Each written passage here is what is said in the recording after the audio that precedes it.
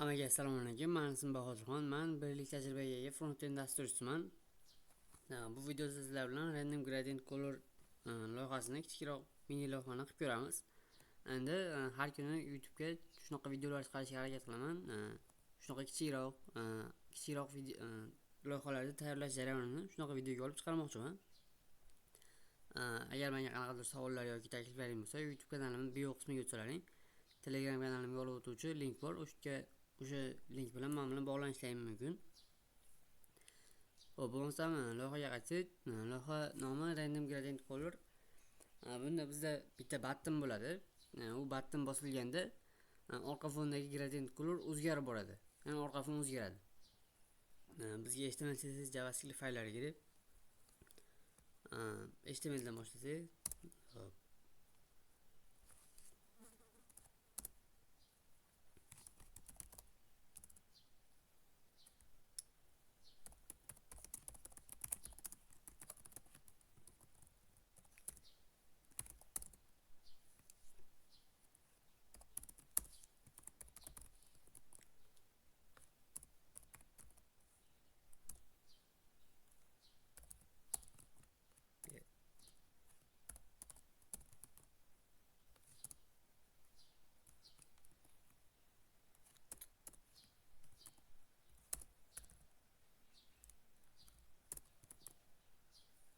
HTML faylimiz boshlanishiga shunaqa bo'lsa bo'ladi. Shu aytadi boshlanishiga. Endi CSS ozroq stillar beramiz o'zimiz HTMLdagi elementlarga.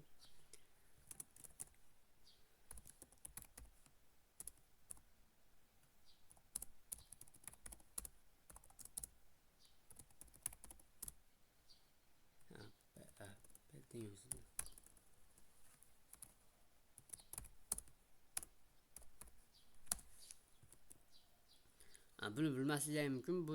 Bu universal selector, ya'ni bizning loyihamizdagi HTML fayliga umumiy ta'sir qiluvchi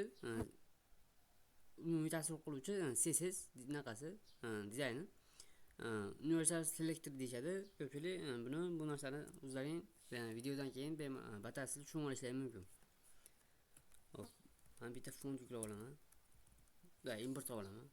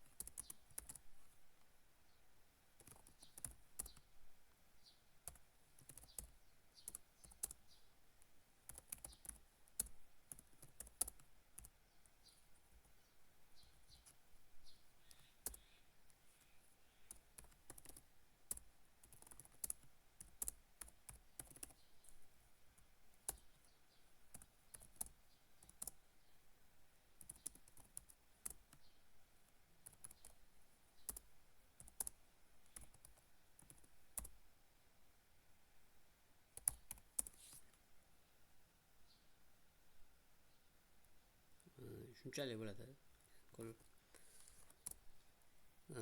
Animatsiya uchun, ya'ni animatsiya qanaqa qo'g'ir bo'lganda rang o'zgarishiga ozroq yengilroq o'zgarish bor. Hozir buni natijada ko'rsatib beraman.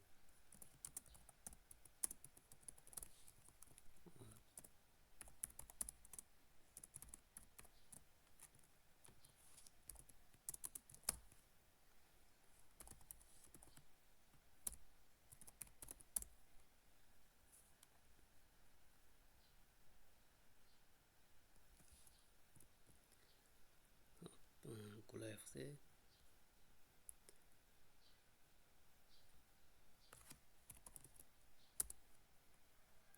Mana ko'rasizlar, rang silliqroq, yumshoqroq o'zgaryapti.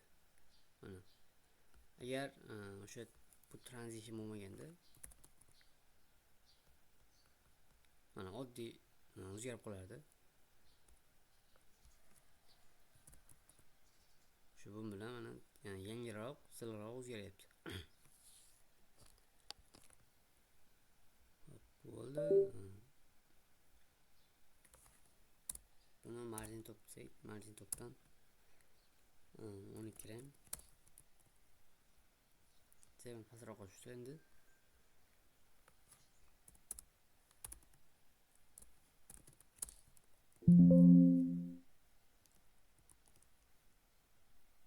Mana. CSS hozirga shular aytadi. HTML bo'ldi, CSS bo'ldi, endi JavaScript. JavaScriptda biz value'lardan, ya'ni qiymatlardan boshlaymiz. Ularni masalan gradient colorlarda, o'sha gradient color kodlarida harflar, raqamlar bo'ladi.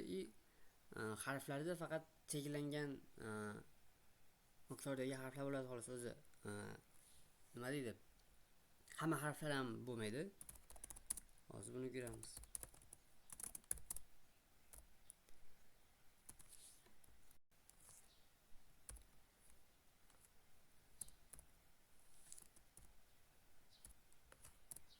Raqamlar endi shu 1 dan 9 gacha.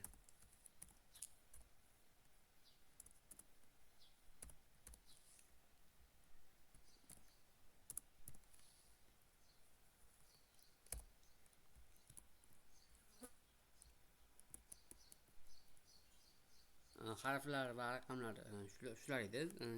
Shu gradient kodlarida faqat shular bo'ladi xolos. Hop, endi biz o'sha gradient kodlarni kodini chiqarib oluvchi bitta funksiya yozishimiz kerak. E'tibor berib, bu faqat kod uchun xolos. Rangni o'ziga emas, faqat kodini o'zini. Get gradient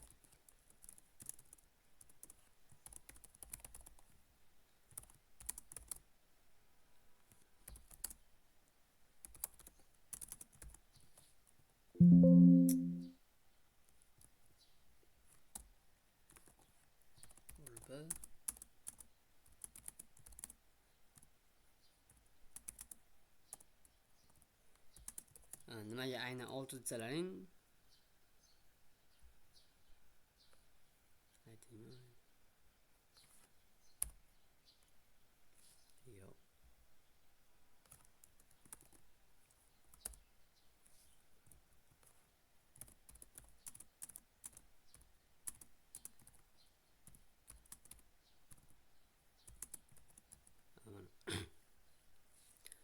Nimaga aynan 6 desalaring bilamizki o'sha gradient kodlari faqat 6 xonali bo'ladi xolos. Nima bu 0 dan boshlasa 7 ta indeks bo'ladi desalang, bu yerda bu urishayotgan ham panjarani ham qo'shib o'ramiz. Panjaradan tashqari bitta 6 ta indeks bo'lsa, o'sha 6 ta indeksga gradient kodlari tushadi. Hop, endi biz const number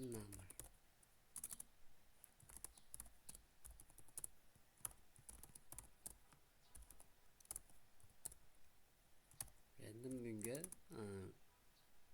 values'da length'ini ko'paytirib olamiz. Endi qo'shamiz colorga values and number. Hop, buni bitta endi konsolga chiqarib ko'ramiz. Ishlayaptimi, ishlamayaptimi?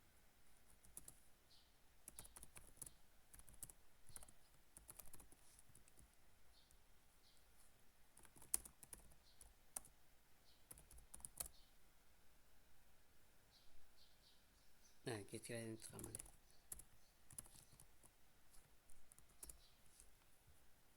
Mana ishladi. Ko'ryapsizki, mana 1 2 3 4 5 6 6 bun bilan 7 panjaradan tashqari 6 ta 6 xonali kod turibdi bu yerda. Bu ishladi. Buni biz har safar konsolga chiqarsak har xil chiqadi. Chunki bu yerda random ketyapti. Ya'ni tasodifiy. Endi xuddi shu kodlarni rangga aylantiruvchi funksiya yozamiz. Bunda function set gradient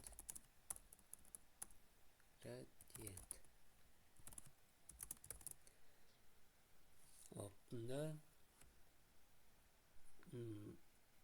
bu get gradient funksiyasini bitta ikkita o'zgaruvchiga tenglab olamiz. Const color 1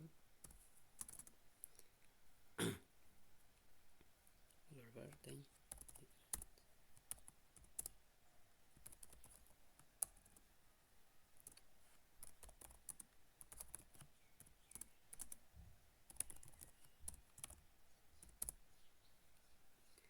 get gradient. Endi bizda day degan narsa bor. Day nima desalaring gradus. Shu gradient colorlarda bilamizki ham bir xil rang bo'lmaydi ekranda. Masalan bir tomon oq bo'lsa, keyin u sekin qizillashib oxirida qizil bo'lib ketib qoladi. Ya'ni misol uchun chap tomonda ekranda chap tomonida oq turgan bo'lsa, o'ng tomonida qizil deylik. U oq qizillashib ketadi, to'g'rimi? U o'sha tomonga qarab ketyapti-da. Buni amalda ko'rsatib beraman.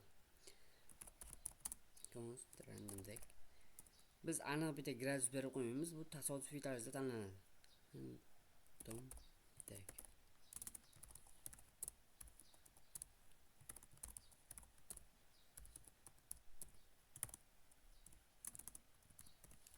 %60 gradusga bo'lsa, endi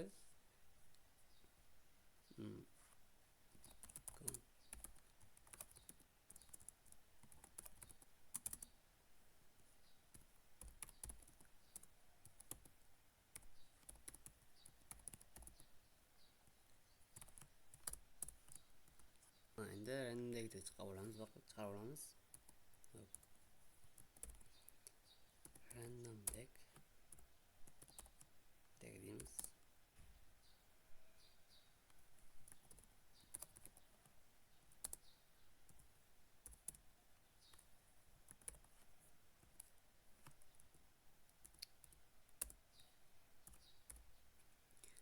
Bu linerga bu shu nomlarni yozishda ehtiyot bo'linglar. Bitta harf xato ketsa ham ishlamay qolishi mumkin funksiya. Hop, endi body'da olib keldik. Hop. Endi body'ga kiritamiz shu paydo bo'lgan rangni. Style.background.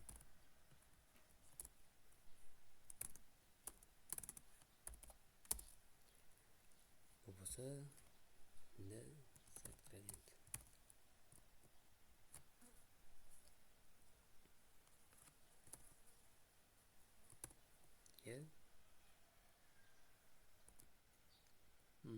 Hop, endi string metod return olib ketgan. Return color check. Hozir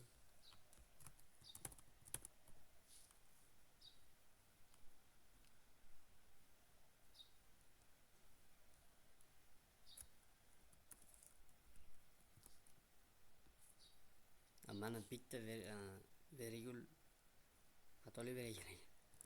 Mana endi bossak bas yangilasak o'zgaryapti.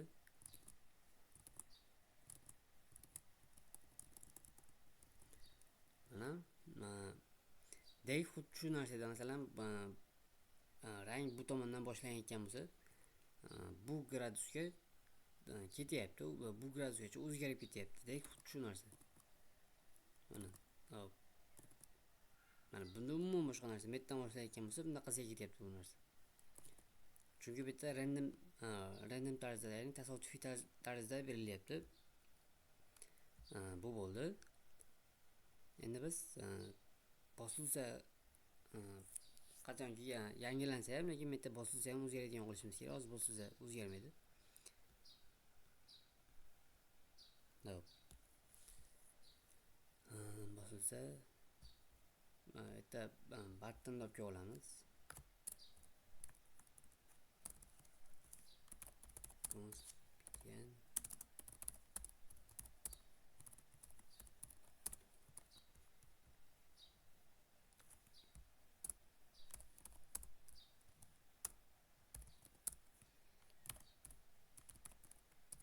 kerak bo'lganda endi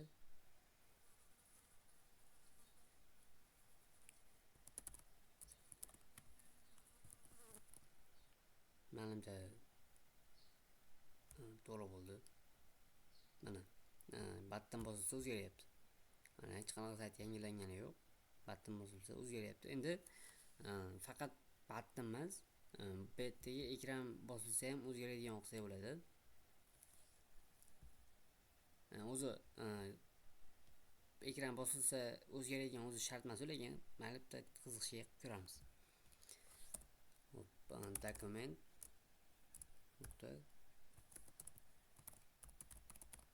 klik bas, bu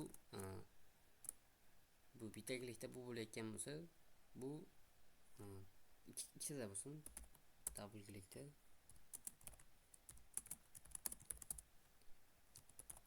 gradient. Mana ekranni bossam mana o'zgaryapti. Mana bunday ham o'xshaydi. Mana loyihamiz o'xshadi. Endi buni o'zlaring qilib ko'rib, bemalol ko'rib, o'xshagan bo'lsa yoki o'xshamagan bo'lsa meniki bilan solishtirishlari mumkin. Mana xuddi shu loyihaning kodlari GitHub profilimda bo'ladi. O'ta bemalol ko'rishlari mumkin. GitHub profilim linkining xuddi shu videoda opsiyasiga qo'yib qo'yaman. Hammaga rahmat, sog' bo'linglar.